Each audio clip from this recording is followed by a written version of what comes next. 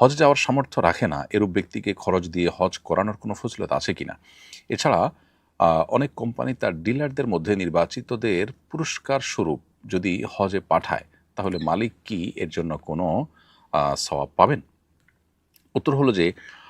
হজ এমন একটা ইবাদত, যে ইবাদতে যদি অন্য কাউকে আপনি পাঠান বা হজে যাওয়ার ব্যবস্থা করে দেন, অবশ্যই আল্লাহ তাআলা আপনাকে তার জন্য তার হজের পাশাপাশি আপনাকেও আল্লাহ তাআলা হজ পালনের সওয়াব দান করবেন এক্সট্রা হিসেবে। এ বিষয়ে ইবনে খুজাইমা বর্ণিত হাদিস এবং সহিহ মুসলিম বর্ণিত হাদিস রয়েছে। নবী সাল্লাল্লাহু আলাইহি ওয়াসাল্লাম বলেছেন ইবনে খুজাইমা বর্ণিত হাদিসে, মান জাহাজা গাজিয়ান আ আ মান জাহাজা আও জাহাজা হাজ্জান আও খালাফাহু ফি আহলিহি আও ফাত্তারা সাইমান, যে ব্যক্তি কোনো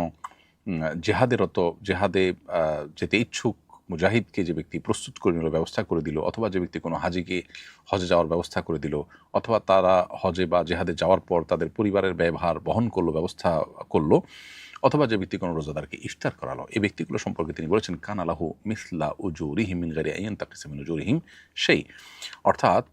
যে ব্যক্তিরা এই ইবাদতগুলো করেছেন তাদের সওয়াবে কোনো প্রকার কমতি না হয়েই যে ব্যক্তিরা এই সহযোগিতামূলক কাজ করেছেন তাদেরকে আল্লাহ তাআলা সমান সওয়াব অতিরিক্ত হিসেবে দান করবেন।